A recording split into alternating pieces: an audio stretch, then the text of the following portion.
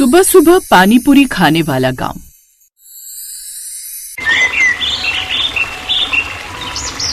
पालमपुर गांव में सूरज अभी पूरी तरह निकला भी नहीं था। मुर्गे की बांग, मंदिर की घंटी और चूल्हों से उठता धुआं, यही उस गांव की सुबह थी। और इसी सुबह का सबसे बड़ा सच था यहाँ की सुबह सुबह पानी पूरी।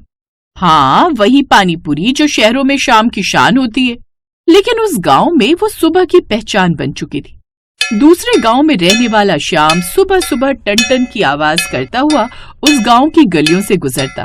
फिर श्याम जैसे ही आवाज लगाता, आ गई रे गर्मा गर्म कुरकुरी पानी पूरी, सुबह की ताजी मन को भाने वाली। आइए आइए, गर्मा गर्म कुरकुरी पानी पूरी खाइए, जल्दी आइए और जल्दी खाइए, आइए आइए। ये सुनकर तो अब जैसे पूरा गांव जाग उठता, और खासकर उस गांव की चटोरी बहुएं। और सबसे पहले आती थी पायल, जो कि उस गांव की नई बहू थी। हाय, लगता है पानीपुरी वाला आ गया। हाय हाय हाय, मेरा तो सोचकर ही मुंह में पानी आने लगा। अब तो कंट्रोल ही नहीं हो रहा। एक काम करती हूँ, चाय बाद में आकर बनाऊंगी, पहले 5-10 पानीपुरी चटका ही आती हूँ। बाय गॉड, मजा आ जाएगा। अब वो चुपके चुपके घर से बाहर निकल जाती है। श्याम भैया, जल्दी से 1 प्लेट पानीपुरी लगा दो, और हाँ, पानी ना थोड़ा तीखा रखना। ये बात सुनकर श्याम मुस्कुरा देता है। अरे नहीं बहू जी, सुबह सुबह तीखा, सासू माँ को पता लग गया तो त्योहार को डांटेंगी। उनका क्या है, डांट तो रोज ही पड़ती है, और फिर आज पानीपुरी के लिए ही सही। और पानीपुरी के लिए मैं हर रोज भी डांट खा लूं, वो भी कम है। हाँ हाँ, वो तो है, पानीपुरी के आगे तो कितनी भी डांट खा लो वो तो कम ही है। कुछ देर बाद और भी गांव की औरतें श्याम के पास आ जाती हैं। अरे पायल, तू भी आ गई, सही किया। श्याम, अब तू हमें जल्दी से वे खिला दे। बड़ी मुश्किल से पानी लाने के बहाने घर से निकली हूँ, और मैं तो गैया का दूध काटने जा रही हूँ, ये कहकर आई हूँ। हाँ हाँ, मैं सबको बारी बारी से पानी पूरी खिलाऊंगा, आप लोग चिंता मत कीजिए। श्याम सभी को बारी बारी से पानी पूरी खिलाने लगता है।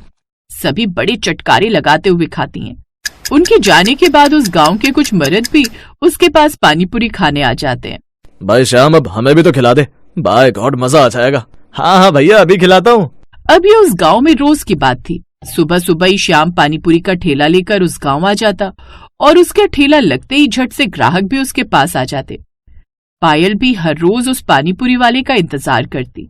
फिर एक रोज, हे भगवान, आज तो बाहर बारिश हो रही है, ना जाने वो पानीपुरी वाला आएगा भी या नहीं। पायल तो बुट गई हो तो जाओ ना, मेरे लिए एक बढ़िया कड़क सी चाय बना कर ले आओ, बारिश में मजा आ जाएगा।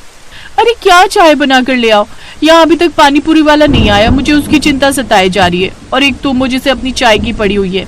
तुमने भी नई अजीब बीमारी पाल ली है। ये बीमारी ना मेरे अलावा और भी कई लोगों को है इस गांव में, समझे। और चलो, आज तुम भी मेरे साथ चलकर पानीपुरी खाओ, फिर आपको पता चलेगा कि जो मजा सुबह सुबह की पानीपुरी में है ना, वो शाम को खाने में भी नहीं है। अच्छा, ये बात है, ठीक है, तो चलो आज मैं भी खाकर देखता हूँ आखिर क्या स्वाद है उसकी पानीपुरी में। अब वो भी पायल के साथ आ जाता है, जहाँ वो देखता है कि शाम की पानीपुरी खाने के लिए वहाँ पर कई लोगों की भीड़ लगी हुई थी। अरे बाप रे, इतनी लंबी भीड़। पायल के साथ साथ जब आलोक भी पानीपुरी खाता है तो वो भी बड़ा खुश होता है। उसे भी करारी करारी पानीपुरी खाने में बड़ा मजा आता है, और अब वो भी हर दूसरे दिन उसके साथ पानीपुरी खाने आ जाता।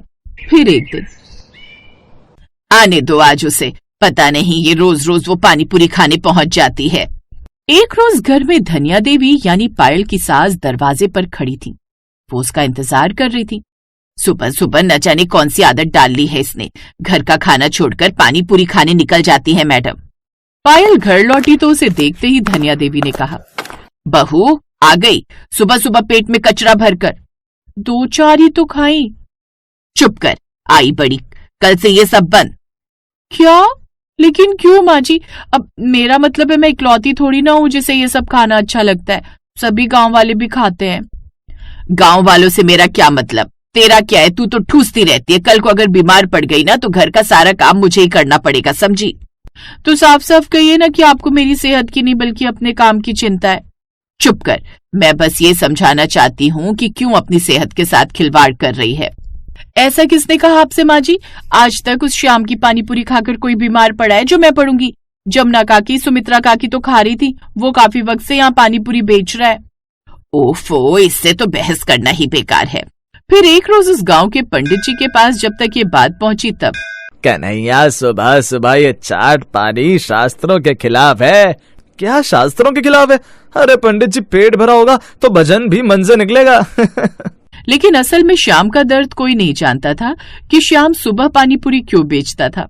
दरअसल उसकी पत्नी राधा बीमार थी। दिन में वो उसकी देखभाल करता और रात को उसको दवा देता था, इसलिए सुबह सुबह ही वो पानीपुरी बेचकर घर खर्च के लिए पैसे कमाता। एक रोज, श्याम, सारा दिन मेहनत करते करते तुम थक जाते हो, फिर भी सुबह उठ जाते हो। राधा, जब गांव खुश होकर मेरे हाथ की बनी पानी पूरी खाता है तो सब थकान में भूल जाता हूँ। चलो अब तुम नाश्ता कर लो, फिर मैं भी पानी पूरी बेचने जाता हूँ। ऐसा कहकर श्याम फिर से काम पर चला जाता है और एक बार फिर से गांव के लोग उसके पास आकर खड़े हो जाते हैं। उस रोज पायल फिर पानीपुरी खाकर लौटी तो धनिया देवी का गुस्सा फूट पड़ा। बहू, खबरदार, आज के बाद अगर उस टपरी के पास गई तो घर से निकाल दूंगी, समझी? ये सुनकर पायल रो पड़ी। माँ जी, बस वही 5 मिनट मेरी अपनी खुशी होती है जो पानीपुरी खाकर मिलती है, बाकी सारा दिन तो घर के काम में निकल जाता है ना।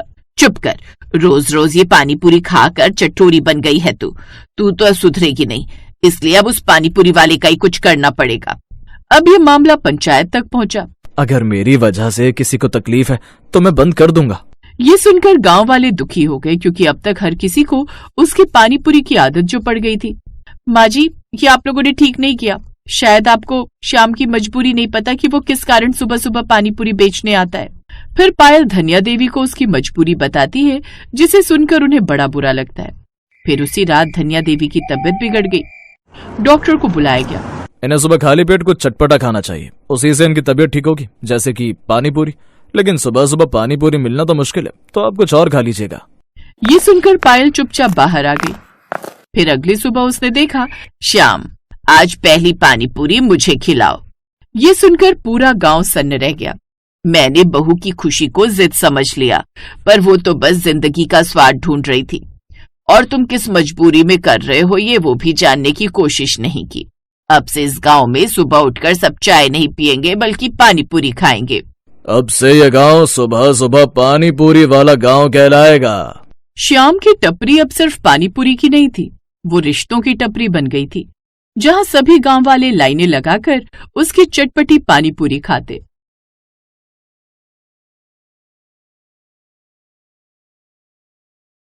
मुंबई शहर के बांद्रा जैसे पॉश एरिया में बनी अजनारा कॉलोनी बड़ी ही पॉश थी। इस पॉश इलाके में शहर के बड़े अमीर लोग रहते थे, जिनकी बड़ी बड़ी कोठियां इस मोहल्ले में थी। एक रोज मिसेस मलिक और मिसेस देसाई अपनी अपनी बालकनी में खड़े हुए गप्पे लड़ा रही थी। Do you know Mrs Desai, वो जो कॉर्नर वाली कोठी है ना, वो सेल आउट हो गई। Oh really? मेरे हस्बैंड तो कब से उसको खरीदने की फिराक में थे, लेकिन उसके ओनर ने उसकी वैल्यू कुछ ज्यादा ही लगाई थी, जो कि आउट ऑफ बजट था, तो इन्होंने प्लान कैंसिल कर दिया। ओह, वैसे हम भी सोच रहे थे परचेज करने की, हमें बजट का भी कोई इशू नहीं था, लेकिन वो क्या है ना, इन्होंने एक नया बिजनेस स्टार्ट करने का प्लान किया है, तो सारी इन्वेस्टमेंट उसमें डाल दी। डोंट नो अब किसने खरीदा इसे। वो दोनों ये बातें कर ही रहे थे कि तभी उस कोठी के एक छोटे गेट से आशुतोष नाम का एक आदमी साधारण से कपड़े पहनकर गोलगप्पे का ठेला लेकर बाहर आता है। अरे संभावना, कहाँ रह गई भाई? तुम जानती हो ना, मुझे काम पर देर से पहुंचना पसंद नहीं।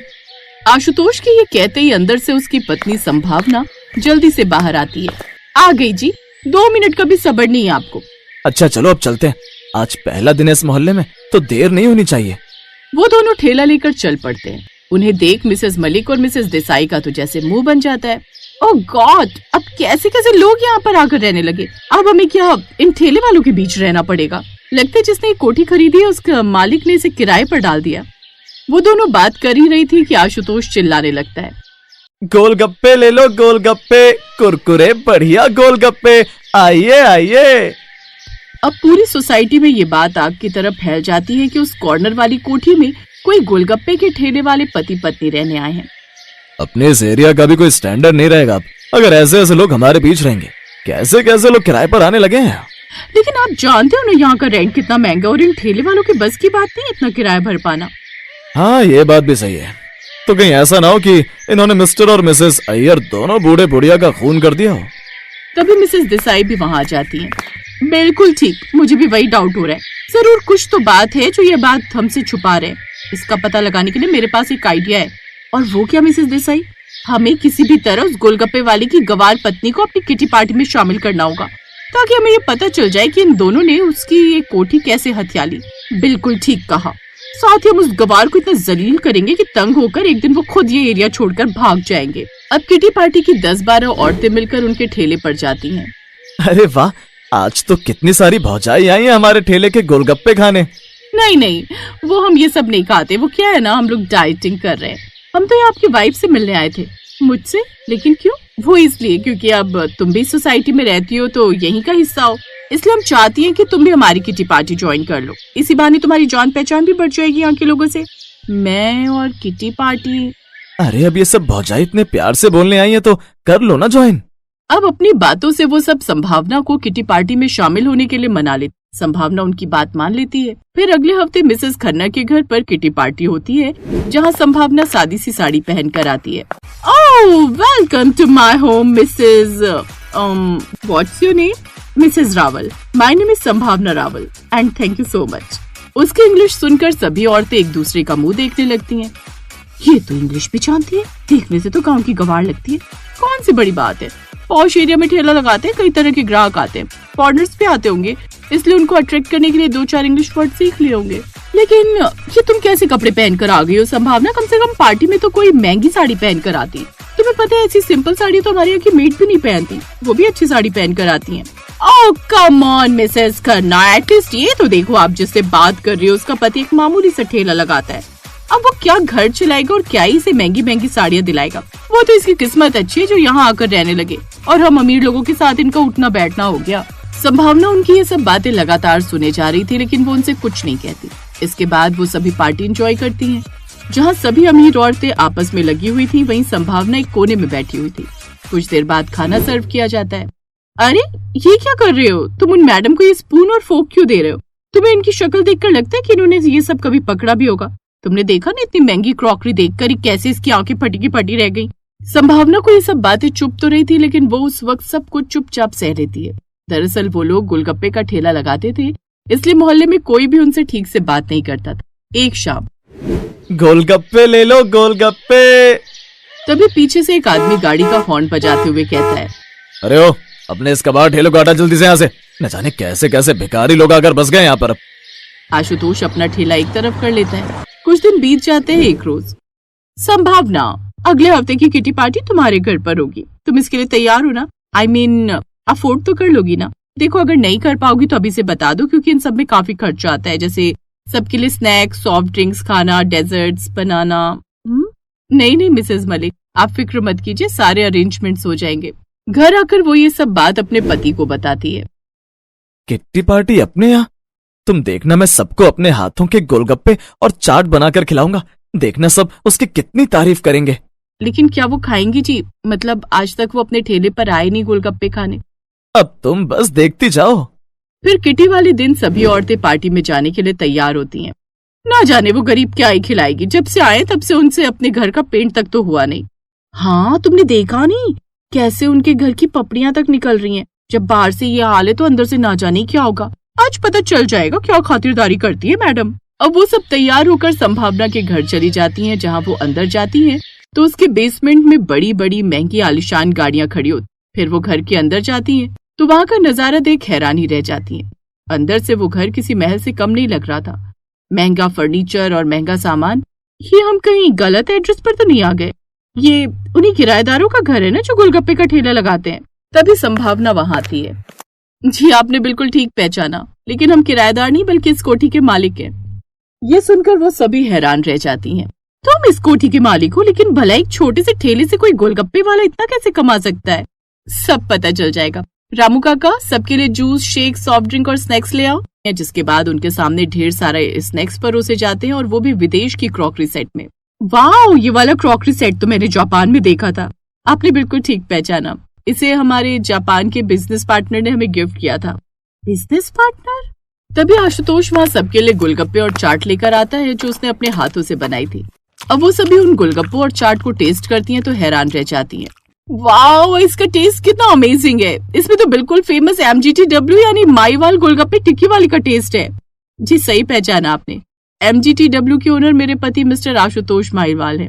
इनके देश विदेश में कम से कम 20 फ्रेंचाइजी है जिनसे हमें महीने में लाखों रुपए आते हैं। क्या? तो फिर ये ठेला? वो मेरे पति इसलिए लगाते हैं क्योंकि उनका मानना है कि जिस काम की वजह से आज वो इतने सक्सेसफुल है उस काम को करने में कोई शर्म नहीं। हाँ बहनों, मेरा मानना है कि हर पेशा इज्जत वाला होता है, बस उसे देखने का नजरिया चाहिए। मैंने अमेरिका में MBA किया, जब माँ बीमार पड़ी तो लौट आया, नौकरी छोड़ी, फिर गोलगप्पे के बिजनेस को ब्रांड बना दिया। अब कई देशों में मेरी फ्रेंचाइजी है। अब उन सबको अपने किए पर शर्मिंदगी होती।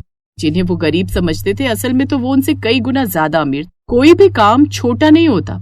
जुनून, मेहनत और ईमानदारी से किया गया हर काम इंसान को करोड़पति ही नहीं, लोगों का दिल जीतने वाला भी बना सकता है। Thanks for watching.